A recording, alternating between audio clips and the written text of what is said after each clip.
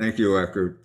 All right, good morning, everybody. It's Wednesday, March 24th, and it's, I guess, about 11:32 a.m. We started the meeting a couple minutes late. Welcome to our meeting, and welcome to all of our members from all over the world. And we have members in Australia, the UK, I think Eckert mentioned lately Switzerland, Sweden. As a matter of fact, yeah, we do have a member who lives half of his life in Sweden, Alex Lerner.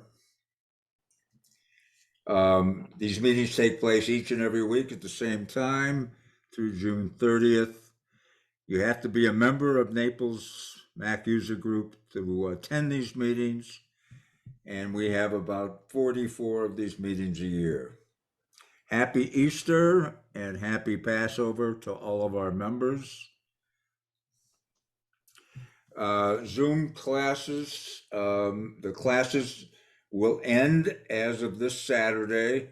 We have had thanks to all of our members for your strong participation in our classes. This has been the best class season ever in the history of Naples Mac User Group. And we will look forward to many, many years just like this in the future. Don't forget the big class this weekend. I think Eckert said we have over 130 signed up already. It's the free class, the free take control book, the free video of the class, managing your files, which is something that everybody, all of our members should actually attend this class. I don't know how we would deal with that, but we would get through it. But I think we're up to about 130. Am I right, Eckert? Yes, we have exactly 130 registrants so far. Right, right. And we're going to close off registration because we got to, make sure that we've got the books to everybody and so forth. We're going to close it off tomorrow night at 10 p.m. so that we can pretty much get all the books ordered and so forth. The speaker is Jeff Carlson, a great photographer and expert on many things that are Apple, a great speaker. He has spoken with our group before. He's very well liked by our group. And like I've always said, all you have to do is put in the subject column bonus class, and you'll be registered for the class. And thanks to Eckert and Sheeta, these Zoom meetings go on. We've never lost a beat. We've never lost a meeting because of the virus, and we were prepared. We were doing Zoom probably a year prior to COVID, and we were ready. And a lot of work has gone into the planning and the execution of our Zoom meetings and classes. And these guys are the ones that are responsible, and thank you. On talking about a question and answer on April the 7th, Ed will be back. Ed and Sheeta rotate the first week of every month and take the Q&A sessions. Ed has April and Sheeta has May. And as Sheeta mentioned right before the meeting, if you have any questions, you don't have to wait till three or 4 days before the meeting. It's okay if you send them in 3 or 4 weeks before the meeting or whenever, because it takes time to prepare the answers for these, and some of the questions are quite complex. And don't be afraid to send those questions, but try to get them to us as early as possible. Thank you. On the 31st, Joe Grillo, one of our members who has volunteered to do a presentation on Preview. Preview is a fabulous app that comes on every Apple computer. It's free. It does a ton of things. You will be shocked to know um, the amount of things that you can do with this app, and Joe will take us through it on the 31st of March. And today's meeting, of course, is Dennis. Dennis is back with us. Dennis has many hats. He can probably explain them better than I can. And one of them is security. And he's an expert in that area. He's, I believe, even in a separate business that is focused totally on security. And Dennis is a member of our group and back again to speak to us. It's all yours, Dennis. Thank you. Thanks for letting me be here again today. Haven't seen you guys since last year. I definitely appreciate Eckert and Cheetah keeping me good on the screen here with everything working, with everyone's questions and everything. I will take questions along the way. A little background about myself. Apple computer, probably over 35 years, if not longer. Everything from System 6 up till now. So our company does everything, IT, even audio, video. I've done forensics for a very long time, and that industry and field is changing quite often, every day. That's why we're going to talk about a few things today about hard drives and security and encryption, a few things so you guys understand what we're facing here in the near future, especially with the new operating systems coming out. But I also do cyber crimes. So I work with Carrie Kursky. A lot of you know who she is. She's one of our leading authorities in the country for identity theft and fraud. And so we kind of work together with a few other agencies around, even with some of the NSA guys, that we do some battle against bad guys and try to get your identity back and possibly your money as well when it gets taken. So without any further ado, I'd like to get started with today's presentation. Like I said, if you guys have any questions along the way, I'd be happy to answer them. Yeah, put your questions in the chat or raise your hand and we will get to them. Thank you. Mm-hmm. All right, so just a quick little outline about what we're going to talk about today. And some of it's boring, but I'm going to try to make it fun. It'll probably scare you a lot. That's my job. SSD hard drives now, and with encryption and data recovery, where that's going to lead us here soon in the future, some big problems. We're going to discuss the having multiple backups, not just one or two, but even more than that. Pitfalls using third-party disk utilities like Disk Warrior, Tech Tool Pro, things like that. We're going to discuss, why people feel the need to use them, and then the trouble they get into when they do. Definitely, it's always this question. I get this all the time, and believe it or not, the Apple Store has even called me for my recommendations on this with spyware and antivirus programs, and I'll give you my tidbits on that. And then just some of the current trends in identity theft today. However, a lot of these things are probably recap from Carrie Kursky and a few other things you guys have been following, but I'm going to throw some spins on it now, why it's actually getting worse and easier for someone to take your money, even more so than you know it. So solid state drives, they're replacing hard drives. And if you look down on the screen there, you'll see a hard disk drive. That's what used to be in most of our computers. And we're going to a version that is the solid state drive that has no moving parts. So it's less energy consumption. They're actually faster. And they, as far as longevity, that's they're both 50-50 on how long they last, depending upon what happens to the use of the computer. But they do low energy consumption. They're good all around. They're smaller, compact, and they're putting them in smaller things. So you're going to see that becomes a prominent force as the hard disk drive gets just pushed away.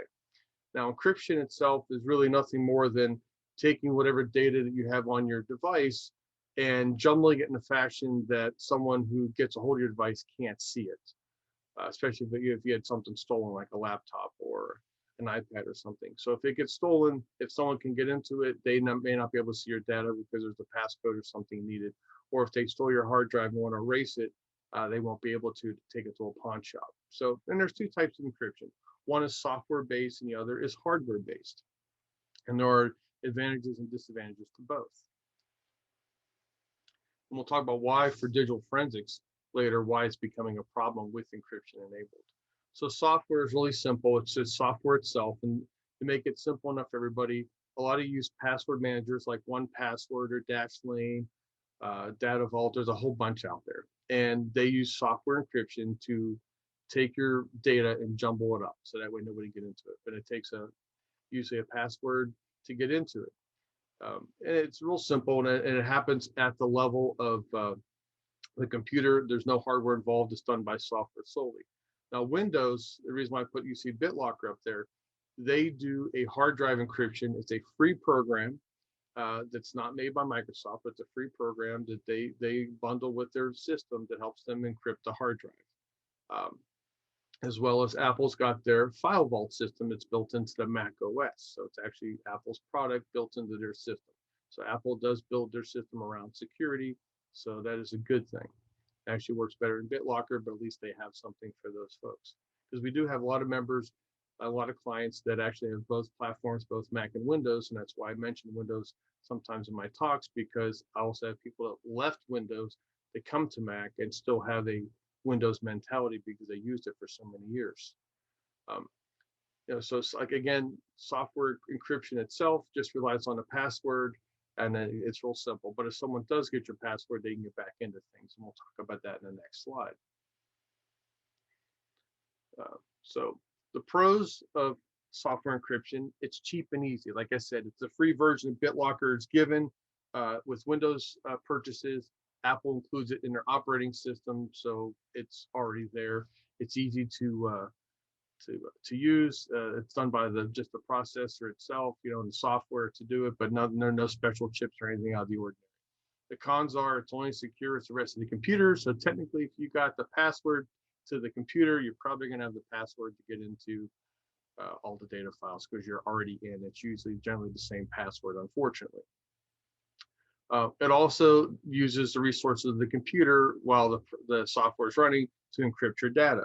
So to give an example, when File Vault is running on Apple, if it's plugged into power, then it's actually doing especially for a laptop, it's plugged into power, it's actually encrypting while you're using it. If you're on battery, it does not encrypt it at that point in time. It'll do it at a later time when power is put back on. So there is some slowdown in how things work. But it does take a bigger process. So depending upon how much data you're trying to encrypt, if you're working on a video file that's very long and big, or some big photo files that you're editing in Photoshop and things, it will take longer to encrypt. Hardware encryption, now this is the better part where there's actually chips that actually do the process for you, and it's separate from the rest of the machine. The chip itself does the process. So having a dedicated processor makes all the difference in speed, but it also has its disadvantages. So of course it's more expensive. So like I said, BitLocker or Apple's File Vault are free, we know that. But if you go out and buy an encrypted thumb drive, one of those little memory sticks or flash drive, they got a million different names. But if you go out and buy an encrypted one, you can spend $200-300 on one of those little things. And depending upon the file size, whether it's 64 gigs or a terabyte, I mean, they get pretty big now, but you also pay the hefty price tag to go with it. There's also, with the hardware encryption, Apple uses on the phones, Touch ID. It gives an example because it's actually a physical touching. And there's a sensor that reads it and then converts. It does the actual authentication and encryption from there. Others have attached keyboards where, like, if you go to a bank or you have to push on the keypad off to the side, your special key to get in, other than biometrics. And so it's a specific device set for that. The biggest problem with all hardware is like anything. If the hardware fails or the decryption process quits, it's almost impossible to get your data back. It's simple as that. And everyone thinks, well, there's got to be a way, there's got to be a workaround. Usually there isn't. And so when the hardware fails, that's another issue. So these are things we're starting to see because everything is mass produced. And there's also a whole entity of folks out there creating all different types of devices with encryption, from the little finger drives to, from our tablets or phones or computers, home security systems, vehicle entry. There's so many different things now that rely on hardware, but when they get zapped or quit working, we tend to have problems. And the issue is This is my problem. So when you guys lose your data, the old days, I'd take that hard drive out, which you see down your lower screen there, and I can plug it into some really fancy tools and equipment with some great software, and I generally can pull your data back. Even if the needles don't touch the record, so to speak, on a platter, I can pull those discs out, put them into a different system, and still get your data back. I don't have to have a whole lot to do it. And if I can't do it with my system, there's a company called CPR Tools in Fort Myers. They're one of the national best companies out there for data recovery, and they can do it. If they can't, then it's really in bad shape. But normally they're able to get data back. And as with anything, these come with the cost. And nowadays, most of us have upwards of a terabyte, maybe 2, depending upon what people do. Some people do photos and video, audio. There's a lot of things we have on our computers now. And of course, with the great cameras that are coming out now with higher definition pictures and higher definition video, of course, they take up more space in your devices. So with that, we need to have a place to put it. Well, now when you recover it, that's a lot more data, a lot more chance that it won't come back in its entirety, and it's going to cost a lot of money. That's one of the biggest problems. Also, I can tell you, even with the MacBook Air, I just dealt with somebody recently who has a fully functioning MacBook Air with no issues. Bought another new computer. He moved some stuff over. When he went back to his old MacBook Air, he decided to erase a few files just to make space so he can use it from other things, and realized that he wanted those files back. So, and he couldn't get them. So he, of course, tried a couple of different things, didn't work, brings it to me. And I go to get into the computer. And the first thing I do is I take his machine. I'm sure you guys are familiar with target disk mode. That's where you can make another Apple act like an external hard drive. So I plug it real simple into my system. And it pops up on the screen. First thing pops up, it says disk encryption, put the password in. So he had File Vault enabled. His whole disk was encrypted, which is usually a bad sign from there, because even though I have the password to get into his drive to unlock it, to start my process, because it was encrypted in the first place and the data was erased, it's not coming back. And so I have some really good software and hardware that we use, and it ran for, I think we ran total 9 different scans, 9 different ways, with 0 anything coming back, except a little bit of operating system stuff, which is not what he wanted. So luckily enough, he lucked out because he had an old time capsule. They quit working 3 months ago, and I was able to get the data off that hard drive, and he got his stuff back. Usually doesn't work that way, but he lucked out by having something else. But let's just say his laptop quit functioning, period. And so even if I take the SSD out or connect it into the equipment we have or someone else's equipment at the lab in Fort Myers, we still may not be able to get stuff off of it, because by design, in the event of a component failure, they're designed to actually make it where you still can't get data back or make it impossible. So it really keeps hackers or even the government or anyone from trying to get stuff off these drives. So it's really difficult.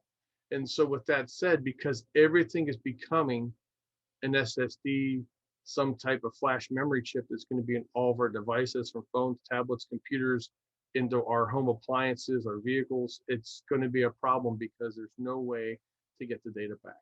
And unfortunately, because it's a computer chip that's holding it, it uses a mathematical algorithm that reads and writes data on these things.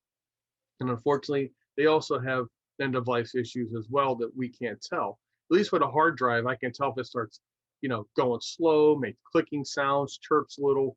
I have indications whether I have a drive failing or not, or how much time I have left technically to get something off of it if it's starting to fail. With these SSD drives, there's no warning, it just quits. And they say you get about 1,000 reads or writes per sector or block. It's actually about 3,000, give or take. Unfortunately, the little maestro under the hood just stands there and orchestrates where data gets written all over these chips. But at some point they can fail. And because they're a chip, a major power surge, or somebody plugs in a device that's got more energy than it should be going into a USB port or of some sort, or a Thunderbolt port, you actually can fry your own SSD drive, and that's happened.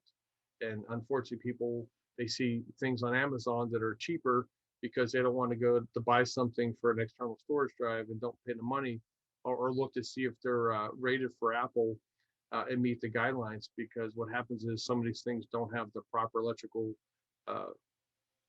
rating, and then what happens, it actually overpowers, sends too much energy into the ports, and causes failure with the logic board and the SSD. It's actually, there's some crazy things that have been happening lately. Right. And there's a lot of stuff being sold that are bootleg on Amazon and eBay, and that's where a lot of people shop.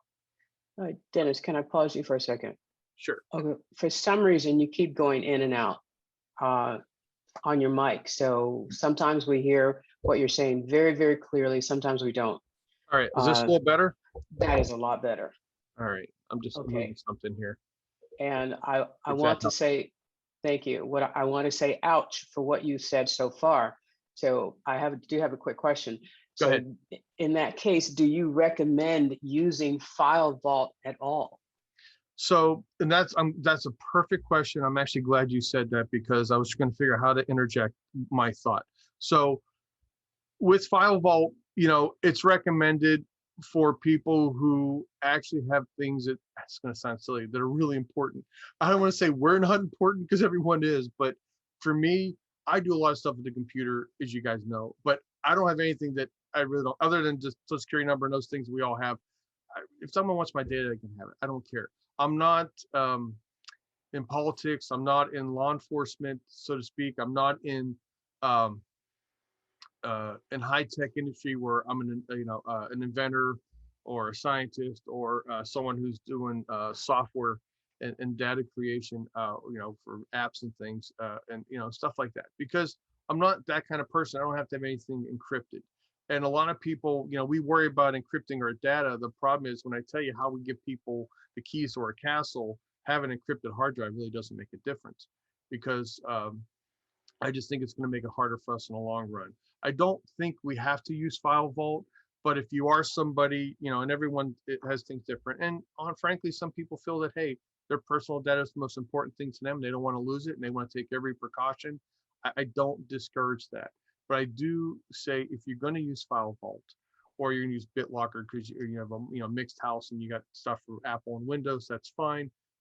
And what I'm going to get into in this next coming slides is really the best way to deal with any type of data loss, period, is you're going to have backups and multiple backups. Absolutely. But with File Vault itself, one of the important things to understand is too, as we fill up these hard drives, the encryption takes up weight and space as well as it's being encrypted. When you go to decrypt something, I've had issues where I've had clients run out of hard drive space. We'll say less than 5 gigabytes left out of, we'll say a terabyte, which is you're supposed to save at least 10% to process. And when you're below that, we got problems. So with 5 gigabytes left, if I have to go decrypt that hard drive to move data over, or try to do something with the drive, there's not enough room on the hard drive to decrypt it to allow the process to occur. And oftentimes data can get stuck because there's no room to move the stuff around to get it out. Absolutely. And a lot of people avoid that more than you know. Yeah, had two comments. Totally agree with that. I leave actually half of my hard drive blank because of that. I've had clients who were working and their hard drive just failed because they did not have enough open space. Second thing I want to interject is that someone that I was working with did purchase an SSD drive, and their drive died within a week. For whatever reason, it died. So I do recommend, like you, have multiple backup drives. And File Vault scares me. So it does. You know why? Because I don't really have control of it, and that's how I deal with a lot of things. At least when we talked about in the past, we've mentioned, you've been around a while, so Super Duper and Carbon Copy Cloner, and we'll discuss them a little bit, but those are things I have control of. I can control what drive they talk to, what data, how it's going on. I like to be in control. When File Vault's behind the scenes, it's kind of like it's on, set and forget. Yeah, I don't like that, because when, unfortunately, I'm the guy they call to go fix something, and when I don't get that opportunity to fix something because something's either full or like, well, that's one of the limitations. Well, it's too late now. I can't undo what they did in order to get their data back. Absolutely. So as we move into our next slide, that's why I agree, backups, period, or a must.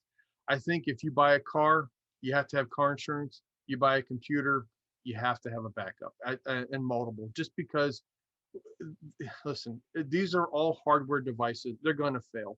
And you'll see in one of my bullet points, all devices for backup all contain fallible media. It's just not a matter of why, it's a matter of when these things are going to fail. And you already alluded to that earlier when you said someone had it for a week and it failed. these things are mass produced. Some are knockoffs. Might have been a bad day at the factory. Who knows? It could have been a Monday or Friday, as they joke.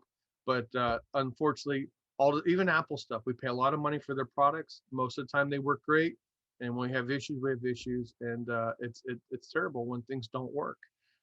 So with all these advances we have in security and data encryption, it's going to be the more stuff we enable on these devices to keep our data safe, it's going to be harder for us to reclaim that in any type of forensic setting. And a lot of the tricks of the trade I had to be able to get data back was, people like, oh my God, you're amazing, you got my stuff back. I felt like, yeah, I'm doing backflips.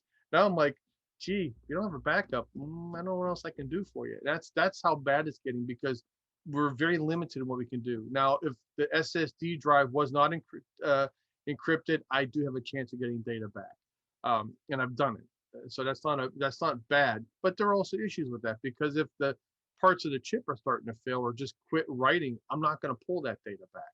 So that happens as well. And by not having the spinning platters like little records on a record player, SSDs really, they're self-enclosed, contained file that I don't have any control over. And between a mathematical algorithm that reads and writes to those things, and if they fail or something glitches, our data's gone. So honestly, I say 3 to 4 backups. I'm sure some of you just went, holy crap, I have 1 and he wants 3 or 4. Well, 1 includes your computer example, so that counts. If there's data on the hard drive, then that still counts as an entity. But I do recommend hard disk drives if you can still get them. SSDs are fine if you can get them. Because I say it freely now, only because the supply chain's so crippled. I don't know what we can get out there right now, because things are hard to get and buy. Some things are expensive. Cloud-based, consider that, because they are getting very good with their encryption processes, if not really good. And I'll mention a couple I like. Network attached storage, the NASAs and the RAIDs. A RAID type, if you look down below to the bottom right, you'll see the Drobo family down there with all their little backups. They have network attached storage, which sits on your network. Everybody can access data from it, like a little server kind of thing. And it can back up computers, because Time Machine can back up to a NAS device. RAID systems are Drobos, what they call beyond RAID. It's not a true RAID system. The one over the far left, Synology's drives, they work well, but they're RAID type. And the problem with RAID is, it's how data is written, and you get choices, and some just do it automatically. But sometimes when the hard drives do fail, when those things where the machine fails, you're still not getting your data back. So it's kind of frustrating. One thing I like about Drobo, and they've had issues now with supply chain being crunched, but their devices, you can put 5 to 8 hard drives in these things, and you can have 2 hard drives fail at the same exact time out of your 5 disk array, still not lose your data, still operate, go to the store, buy 2 any size hard drives or brand you want, pull off the front cover because it's a little magnetic shield, and just pop in the drives like a toaster. It's really simple to get back up and running with those things, and they do a great job. And they expand. So if your drive starts getting full, it'll say, hey, bay 3, you're running out of space, buy a bigger hard drive. So instead of a 2 terabyte, you buy a 4, you push one out, push a new one in. It does all the work. You don't need Dennis or Jeff or anyone like us to come out and fix anything, because Drobo does a great job. They got their glitches like everybody else, but Drobo, I've had my data in them things for years, and I've been very happy with their stuff. It's just they are expensive. Hard drives ain't cheap, and right now the supply chain is crippled, so it's really hard to get any Drobo products because their factory was fully beat up by COVID, unfortunately. Yeah. One thing most people don't know, or they may, Time Machine allows for 2 backups at the same time. So, example, I would have 2 Western Digital Passport drives, and they're both set for Time Machine. You can use 2, which is nice. So that way, at least you have more than one. Now, does that mean you leave both plugged in all the time? Well, yes and no. The way Time Machine works, if you don't know, it backs up basically every hour on the hour with all the changes made in the computer, which is great. A lot of people have laptops, so they may be at home in the evening and they have the drive plugged in. It makes all the changes it's seen. Then you take it off, and then the next 3-4 days you've not plugged into it, the backup, and you've been mobile with your laptop. Well, now the laptop is storing all those screenshots in memory, so in hopes that, and it warns you, hey, hasn't been backed up in 3 days or 5 days or a week or a year, and Time Machine will yell at you. And then when you plug it back in, it'll start, recording what it missed, and then loosen some of that space back up to the drive for yourself. And that's where people go, well, gee, I don't understand why I'm losing my drive space because I don't have that much on here. Well, if you're running Time Machine, especially too, it does take up some storage locally on a device if it's not plugged in all the time. Now, for desktop machines like the iMacs or the a Mac Pro or the Mac Minis, yeah, of course, then no problem. And I do have clients who actually buy laptop, MacBook Airs and Pros and treat them like a desktop, and they never leave their desk. So they tend to stay backed up just fine. But definitely try to do or use 2 of the backups, because that way, they're cheap right now. I think a terabyte's going for like $40 bucks, $49. I know you get 2 terabytes for like $69. So they're reasonable as far as that. And you want to buy a bigger one for Time Machine backup, because the bigger the hard drive is, the further back in time you can go. And if you got a full hard drive, like if you got a terabyte drive and you're 750 gigs being filled, then I'd say get a 4 terabyte, because you're not going to be able to go back in time that far, because you got so much space on the drive already. But just something to consider. Always buy a bigger hard drive than what you have. Carbon copy. Go ahead. Oh, I'm sorry. Go ahead. No, ladies first. I agree. Thank you. I was wondering if you could answer a couple questions. Sure. Don Peacock, can you unmute yourself and ask your question? Yeah, hi, Dennis. You said somebody would plug something in that would fry their hard drive because it needed too much power. What kind of? Well, you use too much power. So what happens is, so you're gonna laugh. A lot of people they go out and like a Seagate hard drive, right? Some have an external power supply, and they're usually a 12-volt supply, and usually you use less than that, but they're 10 volt. Seagate had them, Western Digital had them, so they're powered hard drives, not just those smaller passports, but a bigger hard drive. And so they would have a Seagate, it would fail, and they would go out and buy another Seagate drive instead of just swapping out the power supply that came with the unit, because they look identical. They plug it in. Well, one puts more energy than the other, and it fries a port. I have people say, you know what? I don't want to spend $100 on a Seagate or Western Digital drive at Best Buy. I can get one for 39 bucks. That's a different brand on Amazon. So I bought 2 of them. Well, they buy those, and those things aren't really, they say they're UL listed, but they're usually knockoffs.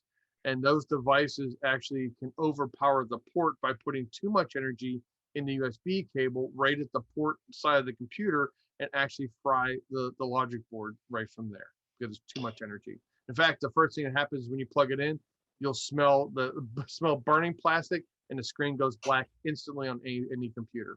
And then laptops, you can use to restart them. Sometimes Apple does have some safety built into the laptops enough that it can take a little bit of a jolt, and then the computer will come back on. Its first instinct is to shut off. Once it comes back on, you should be fine, but you need to remove that port. And unfortunately, the other thing that people don't realize they do, it causes problems, is when you buy these memory sticks. Now, you notice how Apple has a low profile. They're very close to the desk, or table it's on. And so when these little fat little mini drives, when you go to plug them in, the thumb drive, everyone does it on an angle as opposed to level. So there's 4 little solder points that touch that little the metal USB port that goes into the computer. And on the other side of that, inside the plastic part you see sticking out, it's a little computer chip. And there's 4 little solder points on there. So every time you put it on an angle, you're actually bending it. And eventually people actually snap that thing or break it just by the way they pull it in and pull it out. And by doing that, you actually can short the computer on the inside, and you definitely fry or break the little thumb drive. And these are things we use every day. So Thank you. All right. Sure thing. All right. Quick testimony. I actually did that. I actually fried my ports by plugging in something that had too much power. It immediately killed 2 external hard drives that I had, and the ports stopped working completely. All right. Ferrers, you have a question about your M1 Mac and the T2 chip. Can you unmute yourself and ask your question? Hello. Yeah, that's working. Yeah, with the modern Macs with a T2 chip or an M1 chip, I thought all the data on your storage device was encrypted anyway. So using file vault actually isn't adding any complication to the data storage. No, because there actually is it's hardware driven at this point. And Apple And to be honest with you, a lot of things I'm saying right now pertains to most people's computers.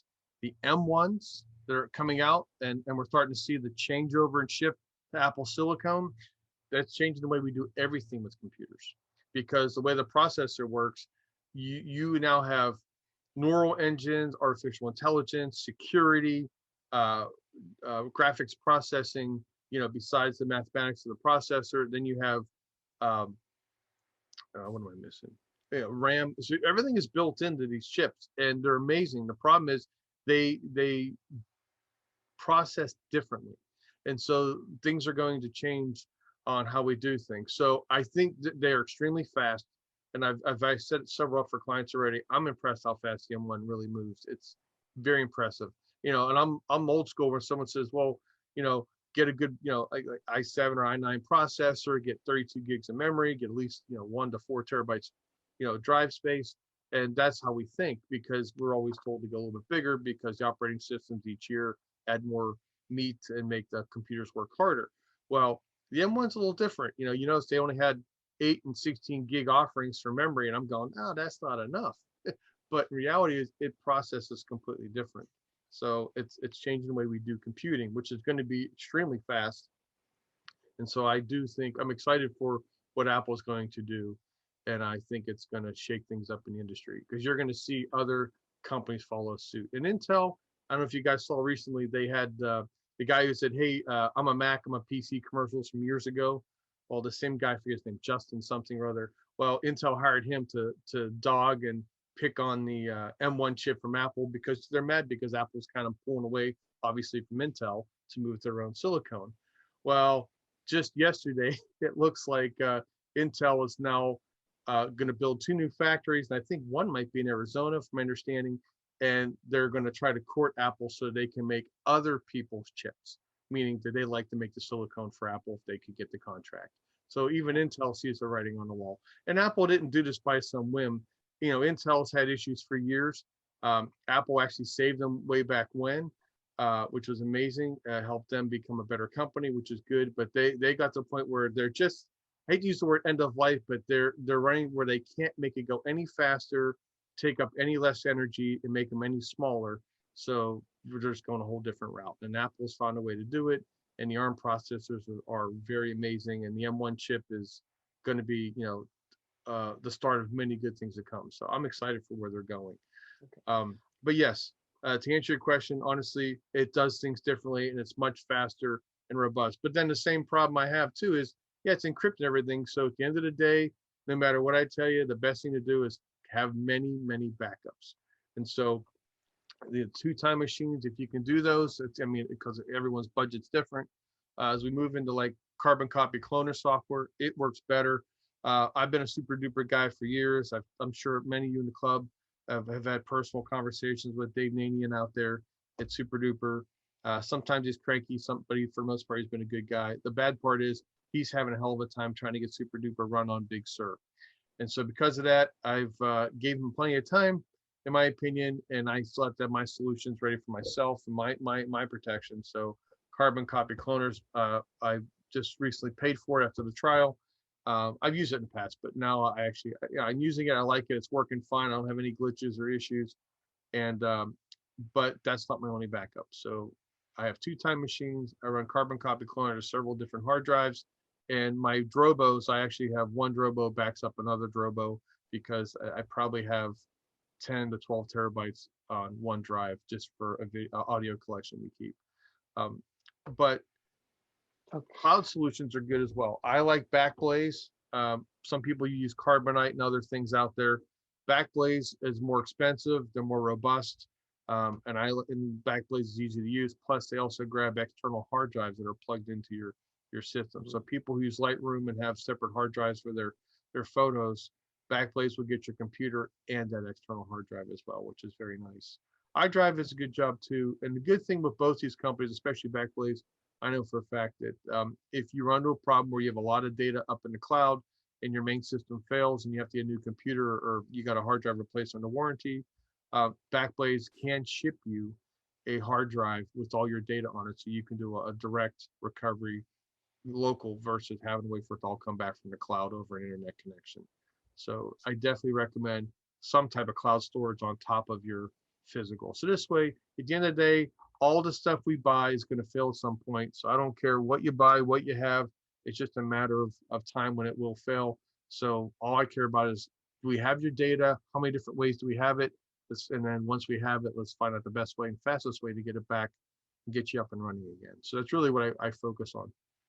I do prefer unencrypted backups to help guarantee recovery only if it's on devices that, when they fail, that we don't have any option to. But if Apple's already encrypting things, as we move forward, which, they're taking a lot of liberties, which I appreciate, to keep our data safe, because I know our iCloud stuff is encrypted and things, which is awesome. So because of that, we don't have any choices of turning it on or off. So having multiple backups is great. Now, people are going to ask me the question, well, what about iCloud? I thought iCloud gets everything. iCloud does not get everything. iCloud only gets your, if you let it, you can get your desktop and your downloads, and it usually gets your contacts, your calendars, your notes, your keychain if you want it. And I'll explain why I don't like having a keychain up there. Reminders and things like that. So that's all basic stuff, but important to us. Keychain is dangerous because if you got a glitch with your keychain locally on the computer, you can rewrite the keychain and get a new one or try to repair it. But if the issue's in the cloud, because it writes it to the cloud, it's also on all your other devices. So when you decide to turn keychain off, it yells at you for your devices, and that means you now have to put in all your passwords and figure everything out, and it becomes a nightmare. So Apple by default likes to turn things on. I wish they would, explain first before you hit the check button. If you do this, then this happens. They don't. They just want to make it easy for you, but that also doesn't lend to good solutions when things are actually broken. So I don't use the keychain part of my iCloud for the reason that I've seen it damaged locally and it causes problems with other devices. But iCloud does not get everything. You can, however, buy a big iCloud drive and manually move files over. There's no problem with that. And Apple, I'm going to tell you, every single company, you can't have all your eggs in one basket. And you guys all know that from growing up. Parents and families and friends always said that. Because if everybody puts everything in iCloud, if Apple has a glitch on their server farm or has an issue, usually they have redundancy built in, but no company, I don't care who it is, nobody's responsible for data. And because of that, if they have a glitch and your software happen to be, your data happen to be in that parameter of the servers or server farm that failed, you may not get your data back. And all Apple or Microsoft or Dropbox or Google will tell you is, well, your data must be corrupt. And so we get blamed for it, even though they're the ones with the glitch. But we're not supposed to put, like I said, all our eggs in one basket. So I do recommend having your stuff in multiple places. So that way, if and when the time comes, at least, we're prepared for it. It's like car insurance. You may never use it, excuse me, may never use it, but we pay for it. But when something does happen, you want to have that luxury. And that's what I'm hoping for. So I know we're beating a dead horse, but please, one thing I can tell you, this stuff will all fail at some point.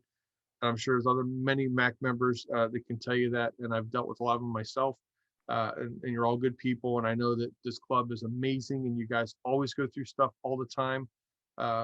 And so please do your backups because they're important. And I can tell you, people get complacent, go, oh, I'll plug it in next week, and don't realize all that work they did and the computer dies, they just didn't do it. So Absolutely. I got two quick questions for you, Dennis. Go ahead. All right, Sue Clark, can you please unmute yourself and ask your question? Oh, hello, Dennis. How are you doing? I'm doing great. How are you doing? Doing good, thank you. Great presentation so far, but it's raised a question for me. Recently, well, the other week, I got a new terabyte disk, which is double the size of my laptop. And I use Carbon Copy Cloner, so I prepared it for being a bootable disk with Carbon Copy Cloner. And of course, you have to make unencrypted backup first. And then I followed CCC's instructions to encrypt it, because I thought, well, it's a nice portable little disk. If someone came in and thought about stealing it, I thought at least they won't be able to get to it. But did I make a mistake in doing that? Well, look, I'm not gonna, there's no mistakes. You know what? Because we're all in this together. I'm gonna be honest with you. So we're all trying to do the best we can to try to preserve what we have. It's okay to encrypt things, but the only thing I will tell you is just don't make that your only backup. That's all. And so if you can get another hard drive, you know, and I know things cost money, but having more than one helps. So that way, if that does get stolen, hey, you're in a plus because no one's going to get into the thing. It's great. If you lose it, same thing. If you step on it and break it, again, you're fine. No one's going to get your stuff. But I don't want you to have that as your only point of data recovery. So try to have a couple more things. And if anything, you say, well, you know, money's a little tight, but if you look at monthly or yearly for Backblaze or iDrive, you know, doing a cloud-based backup, that helps as well. So that's important. And the reason why I say use those things, because they tend to grab everything off the hard drive. People, like I can tell you, when you use QuickBooks doesn't like to put, it puts the data file somewhere else than where you think it should be. Sometimes QuickBooks puts it in the public share folder and not in your personal documents folder, unless you tell it to. And so a lot of times people go, I backed up all my documents, but my QuickBooks isn't there, and I don't know why. It's because QuickBooks moved it somewhere else. Especially on Windows computers, the data file isn't where you think it should be, and it's a pain in the ass to go get it. So right from the start, I know when I install it, I put it where we can get to it, and it's backed up commonly. But sometimes certain programs we buy, you know, there's different things people use, and they don't always have a database right where it needs to be backed up. It could be, excuse me, in the system folder somewhere where it shouldn't be, but then it doesn't get backed up during a normal backup process with Time Machine or a few others. Jim Corsica, can you please unmute yourself and ask your question? Thank you, Sue. Thank you. Thanks, Dennis. I've been using SuperDuper for years now, and we're coming up on a year or maybe more since Big Sur was introduced, and I have not upgraded to Big Sur because of SuperDuper. Now I use it to back up my iTunes. I use it to back up my hard drive, and I don't want to put words in your mouth, but it sounds like SuperDuper has had long enough to develop compatibility with Big Sur, and maybe time to abandon SuperDuper and take up Carbon Cloner. Yep. No, actually that's pretty much what I was saying earlier. You're correct on that. You're not misspeaking at all. You know, there's nothing wrong with Carbon Copy Cloner. It's been a fine program. It's just, I'm like you. When SuperDuper first came out, I've had so many recoveries with that for clients. It's been my favorite program. In fact, there's clients all over Collier County still running SuperDuper, and also on Catalina or less right now with the operating systems. And so I'm a fan of it. I still love it. And I'm still hoping Dave gets it worked out where, you know, I'd switch back. But at least right now, because I can't wait for that to occur, you know, and I don't know if that's his full-time job or not, or a hobby. So for him, so to me, I want to be in a situation where I have my stuff backed up. And right now, Carbon Copy Cloner has been perfectly fine. And I think, honestly, Carbon Copy Cloner and SuperDuper mimic each other, because I didn't have to re-erase a hard drive. So my SuperDuper drive, where everything backed up, Carbon Copy took it right over and left everything the same. So I didn't have to change anything. It was actually pretty cool. Okay. I think they actually have similar underwritings. So I don't have to expect like a 4 or 5 hour first backup. No, actually, I figured I'd wait and see what happened. I left my data on the drive, and it just copied over the newest stuff, and I was like, okay, this is pretty cool. And so I was kind of happy with it. So All right, I have a question in that regard. When Carbon Copy Cloner works, is it working on an M1 or is it working on a Intel with Big Sur? Because I understand that is the difference between why these programs cannot do the backups that they used to be able to do. okay, so right now that is correct with the M1 processor. They're all working to do that because again, the whole processing system in M1 is totally different, and so that's why I don't recommend people getting them right away, because there's all these early adopters, and I'm okay with that because it helps me, because people get them sooner than I see them. But the problem is, so like Microsoft Office, had to hurry up and get their act together. But because their stuff was running on an iPad and iPhone, it was easier to run on the M1 chip. So they come out right away. Photoshop has been running forwards to get their stuff running, for Lightroom and Photoshop, things that people are using right now, and then get the other stuff behind it. Super duper, all my machines are not M1, they're all Intel, and super duper with Big Sur does not work. Not the way it's supposed to. But now, carbon copy cloner, I have not tried that on the M1 chip. Right now, everybody that we're working with is still Intel based. okay, so my understanding is this, that neither one of these programs can work on an M1. And Super Duper, David Nanyan has posted that if you actually roll back to a previous version of Super Duper, that you can copy it with Big Sur on an Intel, just like Carbon Copy Cloner, but neither of these softwares work on an M1 with Big Sur, period.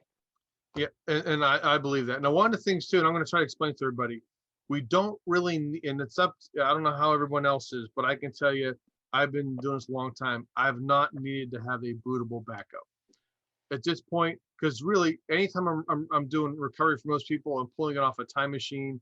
Even if if Super Duper ran or Carbon Copy Cloner, I'm just grabbing the data and it's pulling that data over to get everything back up and running. I don't need to have a bootable backup. And usually, because most of the time, if your computer's failing, having a bootable backup's great, but your computer's dead. So what are you booting into? Unless you have another computer, and even then, it's a whole nother thing. Honestly, I don't really care about having a bootable backup anymore. Years ago, it was great because we had FireWire and the way things worked back then, Generation 1 Thunderbolt, it was pretty cool. But now I don't really think, unless folks have a need for it, then sure. But honestly, I don't think, to me, I've not seen a need to have a bootable backup, so to speak. As long as we can get to your data, it's really all that matters, especially when you're migrating to a new system, or you just want to copy certain stuff over, or something died and you just want to get access. As long as you have access to data, all your documents and things, that's what I care about, because that's really all we need, because we can get to everything else. Because I don't have to copy all the apps over.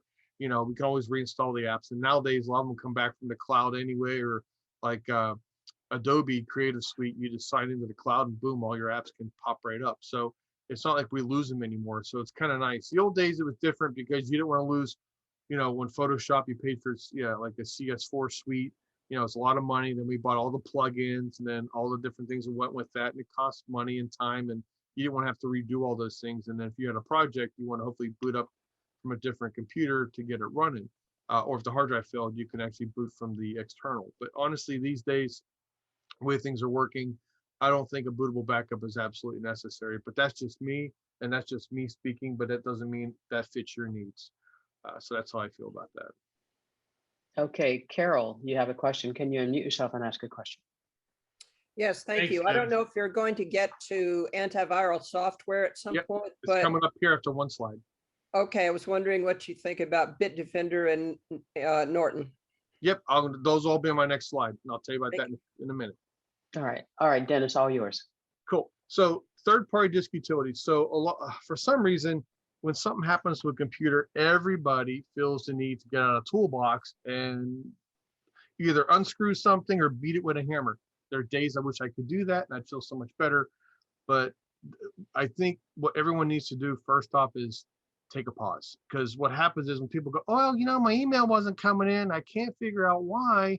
So I uninstalled my AOL, my Gmail, but now the password, and this ain't working out, won't take my password. And I find out the whole time their internet went out. So they went and started erasing everything on their email system because the password wasn't working. It's because the modem wasn't allowing the computer to talk to the internet to go fetch their mail. So they went destructive before just waiting a few minutes to see, hey, what's going on? Do I restart the computer? Do that first. Check my internet, make sure it's running. If it's working on my phone and my iPad, but not the computer, let's see what else is going on. Well, people tend to overfix things and make mountains out of molehills, and that happens quite often. So there are a lot of great programs out there. They do have their place. And you see here on the screen, like TechTool Pro, Disk Warrior, Cocktail Onyx, they all work. Clean My Mac, that's one I get leery of. Drive Genius. was that let's see, what else am I missing on there? Clamzav, that does multiple things too, but that's more on it should be on the next screen, not this screen. But as far as malware and things, so honestly, what happens is people, and a lot of people come over from Windows and are used to fixing things on Windows all the time, so they have to have these utility tools. So they feel that, well, Apple's no different, and so they do that instead of just because they don't know. So my old fire chief used to tell me, as a firefighter years ago, and we had a car accident, he said, try before you pry. That means don't get the jaws of life out and pop the door open if it's unlocked, and just open the door. So it's simple as that. And I think sometimes we go overboard, with things, because honestly, Apple is pretty self-policing. Their disk utility does a decent job. It can't do everything, but it does a good enough job. If we got bigger problems or things aren't really working for you, you got a whole nother issue we may be looking at versus just uninstalling or reinstalling something. And some of these apps don't work in some respects because, just like you said, we're talking about Intel to M1 processors, and we're talking about, well, I paid for Disk Warrior 3, that was $79, and I'm not going to pay for it again because I already have it. Well, then you download Catalina and it runs, but it's looking at a different database record under the hood, so you actually can hurt the operating system versus helping it because it's not updated and up to date. So it's important to keep, if you're going to use these programs for a reason, make sure you have the latest and greatest one. Otherwise, you'll get yourself into trouble. Even after you update, like Big Sur being updated, every month or a couple of weeks, we got things coming out. So when that happens, go back to TechTool Pro, see if they have another update, or Onyx or Disk Warrior. You have to keep checking those as well. And sometimes they'll auto update when you launch them. Other times you won't know until you find out it's either working or not working, and then you have to go download something new. But you want to be careful that you don't over fix your Mac, because it may not need that, which is usually 9 times out of 10. The biggest one I see is the duplicate finders. There's a whole bunch out there. And so, because people go, hey, look, I got 40,000 photos, some look like they're duplicates, I can't figure out why. Or when they do a scan, they don't realize they didn't pick Macintosh hard drive, they picked all their drives. So if you do got 5 backups because you listen to me, and I appreciate that, plus your computer, now it's inventoried 6 copies of a photo plus a thumbnail, and you didn't see that, you go, okay, well, I got 7 images. Well, I'm going to get rid of 6 and keep 1. Now you just erased your backups, and unfortunately, you got rid of the full-size master file, and all you have left is a thumbnail, which really is as big as your thumbnail, and then you go, where the hell's all my pictures? So, and that happens with your data files as well, and you got to be careful. Duplicate finders, and they do a great job, but you really have to, and like anything, we don't want to go through 40,000 pictures. Well, you kind of have to go through your stuff anyway, and the sooner than later, because the more we procrastinate, then the bigger our data gets, and then more for us to sit down and try to sort out. So be careful, these tools, they do work, but I do think, and sometimes overthinking it is really not a good thing. And just pause, do the basics first, restart the computer, restart the app, check your internet, make sure things are working before you actually go and do things destructive. And a lot of people do that without thinking. So far as security, so should I use an antivirus, anti-spyware on your device? Well, the short answer, no. Apple has a lot of things built in, and this is, even from Apple, everything you see on the screen there, from their hardware security, their system, the encryption, data processes, the app security and services. So everything Apple does is based on security. So really, our stuff is secure. And generally, Windows computers, you have to understand, Windows 10, which everyone has right now, because 7 is officially dead, but there's still older stuff out there. Windows 10 is still 1995 Windows under the hood. It hasn't changed. They changed the layers on top. It's like every year a new car comes out, they change the headlights, the rear lights, maybe change the mud flaps and the rims, but it's still the same body, same motor, same transmission, same whatever. And so that's what happens with Windows. They are going to change it down the road, and they're probably going to do something like Apple and go like a Unix Linux core, and because Windows does need an overhaul. But with that said, they added security after the fact. Apple builds their system on top of the security. So security is first and foremost, which is great. So we can feel safe with Apple's products, absolutely. But like anything, If it's encrypted and we lost it or don't have a copy of it, well, we're probably not going to get our stuff back. So when you run Norton or that Bitdefender or Sophos antivirus or even Malwarebytes, first off, there's really nothing out there attacking the Mac. I mean, you'll hear every now and then Mac rumors. Someone pops up and goes, "Oh, Ars Technica has a security breach." There's a potential for a threat. A potential. Didn't mean it happened. A potential. It was like, "Oh my God, you got to get antivirus for the Mac because there's a threat out there." No, it's a potential. Now, the Spectre and Meltdown viruses that could affect the Apple were also at the root in the hardware. So that's where they were such an issue to deal with, because there were flaws there. Now, just remember, all this stuff is man-made. We do the best we can to lock everything down, but there still has to be doors open, of course, for data to flow in and out and for us to do things. And the bad guys know that, and they look for vulnerabilities in those small, short openings to cause havoc. And Apple does a very good job. If you noticed, Windows says they made a patch to whatever bug is out there. Apple never says it. They just said, we've updated a whole bunch of security updates and issues, and Apple does not disclose that because it never wants to tip their hand to a bad guy to let them know how close they were to something or not something. Apple just closes the doors, fixes things, and moves on. Now, sometimes their updates break things, but that happens for all different operating systems. But don't be afraid of doing the updates, especially on security, because they're there for a reason. But when you're running, people feel obligated to have Norton, Sophos, Malwarebytes, and a whole bunch of others, Bitdefender, BitLocker, and there's a whole bunch, Avast. So when you start looking at these different things, they all have to run. And when they run, what are you putting shields up for? What are you fighting against? If there's no known bugs out there, what are you protecting yourself against? It's like going to war, but do you need a gun, a bazooka, a tank, a knife? We don't know. It's, so they give you things, but if there's no known threats, then what are we protecting ourselves against? I will tell you, on a Windows platform, Malwarebytes is my favorite one. That thing kicks ass on Windows. It really does. It fixes so many problems and all these little spyware things that pop up and malware ads. It's amazing. But for Apple, most people have it on their machines that I noticed with Apple, but they only have the trial version, which means it's not working. It's loaded, but it's not running until you pay for it where it runs full time. But even then, there's really nothing it's going to get a hold of. Now, where I do see benefits of an antivirus, like Sophos or Malwarebytes, is if you are passing files back and forth between other folks on Windows-based computers, you might catch it in order not to forward it on to somebody else, because we can be a carrier, pusher of something from one person to another. So one PC got a bug, I get the file, push it off to somebody else with a PC, they get the bug, but I never got infected. So yeah, it could help sort of with that.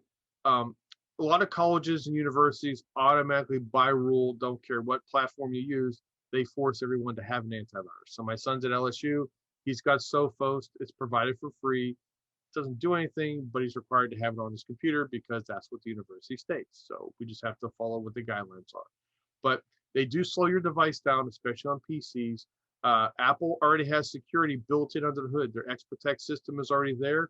Apple's already doing its job. The Sentinel is there doing its work. So I would say don't even put these things on your system, because it's a waste of money, waste of resources. Until those threats come out there, believe me, we'll know when Apple gets its first true virus in the world. Everyone's gonna be like, hey, I told you so. Like, yeah, 40 years later, we get a bug. Great, so what? But it's just wait. Don't waste your money on those things. So that brings us into the next thing with identity theft and fraud. So you guys know a lot of these things. Common pitfalls, unsolicited support. I know Jeff's talked about it, where a thing pops up on your screen. It might have a voice and be annoying. You can't get rid of it. You got to call the 800 number. And then obviously they want to log into your computer. And then they do a dog and pony show, tell you how many viruses and bugs you have. And they suck you out of $200 to $500, depending upon what they can get a hold of. I don't know what happened in the last 3 to 5 years, but somehow all of us got a little bit stupider. I don't know how, it's not really a good word to use, but everyone's fallen victim, everybody. And she and I talked yesterday that even legit emails sort of look fake, and even fake emails look very legit. So taking a pause and going, damn, it takes, even for me to do that, and I do this every day, gets to be a problem. I can imagine other people having issues. But if a phone call, I don't care if it's your cell phone, your landline, satellite, whatever you got linking up, or a ham CB radio, if someone pretends they're Microsoft, Apple, Comcast, someone calling you on the phone to tell you there's a problem and they want to fix it, just hang up. Don't get no conversation with them. The sad part is because so many people have problems with their computers, mainly Windows folks, that when Microsoft does call, like, oh my God, how'd you know I have a problem? So they think they're actually being proactive, when reality is it was just a coincidence and then you let them in. But really, do not engage in a conversation, just hang up. As much as you want to start saying things, don't even bother, just hang up. Amazon is really getting into it because everything is going through Amazon distribution these days, and Amazon is growing leaps and bounds. And Amazon is in several countries. They have different endings, as you see there, like Amazon India, Australia, European Union, China, and they end in .id, AU, EU, and CN. So because of that, and Amazon.com, of course, is US, Canada, or actually Canada, CA. So what happens is you're getting a text message says we can't deliver something, or there's a renewal notice, they couldn't charge your account, or there's a receipt for something you didn't purchase. Well, you end up either, if you answer the phone and take them on the phone, or you call the number on your text, what's happening is these people are so brazen now. It's not like where the first part we talked about, they log into your computer and they do some things and then we end up paying the money. These guys get in right away, say, we have to stop the purchase. We're going to check your Amazon account. And people go, sure. And so now they're in your computer, you're watching them. They go into your web browser. They open up Amazon.com and go, okay, well, we're going to change your password there for security. Now we're going to check your bank account to make sure that there were no unauthorized transactions. So now you're in front of your computer and the guys and girls in your computer, and you're going to your bank account, you're logging into your investment firm or your bank account, and they're on the other side just copied your password, or they're going to want to change the password and they put theirs in. So now they got your username and their password to get into credentials. They can do it remotely now. But what happens is they get in right away and they go, okay, and they start a wire transfer. So I just had a lady this week, Thursday last week, she wired, the guy got in the computer with her and said it'd be $100 charge to fix it. She said, sounds great, we're already in my account, let's just do it. And the wire transfer was not for $100, it was for $100,000. And the hard part for her is she had the guy in the computer, she let him in the bank, she okayed the wire transfer. So technically she's at fault, even though she was. So now they're getting so brazen that they're actually going into your account and moving the money with you with your permission. So it makes it harder for the underwriters at the bank to go, hey, do we give you your money back? Because you did authorize a transfer. So they're getting more brazen at what they do. I just can't believe people are laying their guard down this much. So anything that comes in your text, unless you're expecting something, and I know since we all order all the time, things are always popping up, but anything from Amazon, text, receipts that don't make any sense, especially if you see Amazon India or anywhere else other than Amazon, and still check it, but throw those away. Don't even entertain them because they're not right. If there's a problem or you're expecting something and didn't get delivery, you have a legit gripe. Otherwise, don't fall for it, because they're just phishing. But unfortunately, people are falling for it, and I don't know why. It's some weird phenomenon now that we've all let our guard down. We're trusting everybody that calls or texts us or emails us things.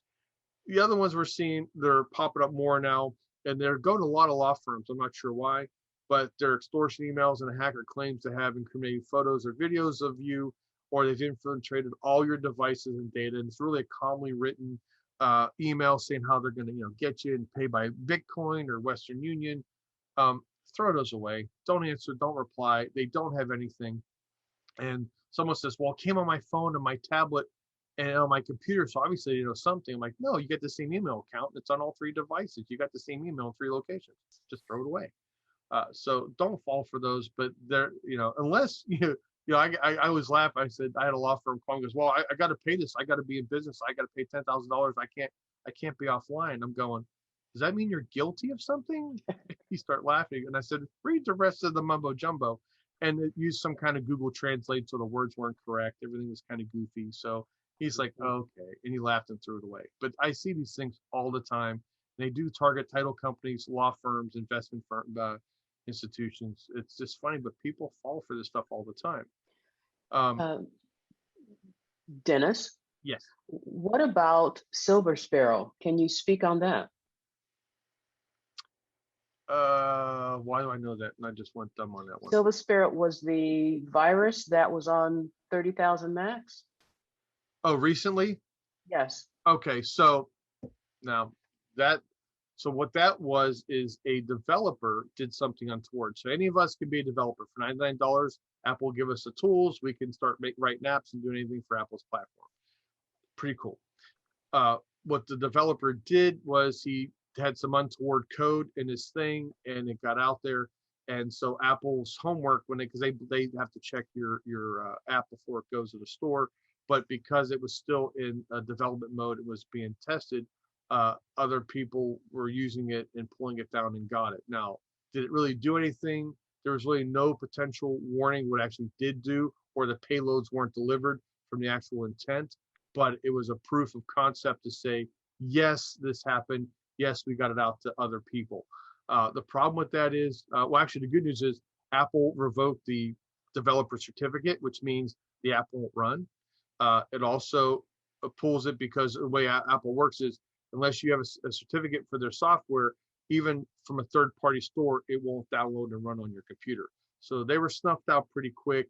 I think Apple had a heads up on that before it actually gets out there. But oftentimes, a lot of this news comes later.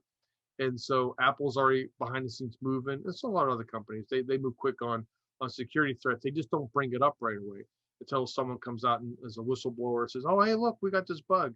But you haven't heard anything since. So Apple's already took care of that, resolved it. It is pretty simple and easy by revoking security certificates. And so simply it just won't run and it doesn't cause any threats. And the payload wasn't delivered, the intention, but the proof of concept, if anything, is there. So now they just have more homework or different ways of process people's work when they submit it for the application process on how well these things are. Because realistically, the difference between Apple and Android, we look at the operating systems, especially even Windows, Apple gives you the tools to make the applications or programs you want to make for Apple. They check your homework. It has to run. They do not let you in the engine room, so to speak. So if something like if Word just quits working, everything's sandboxed. So if Word quits working on your computer, the computer doesn't lock up and freeze like it does on Windows and everything fails or the whole computer shuts down. It's just that app. You can restart it. You could uninstall it and reinstall it. It doesn't affect anything else on the computer. Where Windows and Android systems, they don't have those checks and balances. So you can easily write a bug for those things. And there are viruses that run on the Android phones and malware that runs on Android phones. So they're not totally safe where Apple is because Apple controls who goes in and out of the that's why years ago, if you remember when Steve Jobs back, I think in 2010, announced the death of Flash player in the operating system, and web browser was like, oh my God, what do you mean Flash is dead? We need Flash. Well, Flash wouldn't run on the iPhone or iPad because it had to work in the engine room and Apple wasn't going to let that happen. And so, of course, you know, now, as of last year, we're now deleting Flash finally off the systems, but because everything's migrated forwards. So it just gives you an idea. Apple is very proactive. They don't want anyone breaking the main control system. And for the most part, all these apps and things we download constantly are working just fine. But yes, can things happen in the future? Absolutely. But that was a proof of concept, but Apple did close the doors, thank God. All right, great. You have 3 minutes. Okay, real quick, I just told everybody, all the threats above can easily be mitigated by just not engaging. So don't respond, don't answer, don't reply. It's simple as that. And I know that it's so hard because we get caught off guard, we get complacent, but even just take a pause. So you know what, I'll deal with it later. Don't deal with it right away just because, you know, it's probably false and fake. And that's where we all get into trouble. And then after we go, oh, you know what? And I can tell you, I got Fortune 500 CEOs that have all gotten into trouble. And if you knew who they were, you'd be shocked. And so they're everyday people just like we are. And so when you look at some people in high regard going, wow, they run this big company, they're international. My gosh, I never expect them to fall for it. But guess what? We all do. And I think we let our shield down sometimes. The only difference is I do this every day, so I see it. You guys live and eat technology, and I'm so glad for this users group. It's been around a long time. You guys are, like George said, and I could say, you guys are branching out around the world. I think it's phenomenal. There's a lot of good information out there. I know a lot of stuff I said today was probably redundant to beat a dead horse, but really I'm more focused on you guys just having backups and being safe. So that way, and just try not to fall for all the stuff out there, because the bad guys go to work like we do every single day. Instead of doing good deeds, they do bad deeds. And I tell you what, they're getting very good at what they do. And the scams and the identity theft are just getting better and better by them every single day. Excellent. Does anyone have a question they would like to ask before last question? Go ahead, Michael. Or do you have a question? You just opened your mic? Yes, I just opened the mic getting ready. Dennis, this is phenomenal. Thank you so much. You're welcome. All right. I use you all the time for stuff, for backup. I do have a question though about where are the backups on iMazing? Amazing, that software. Yeah.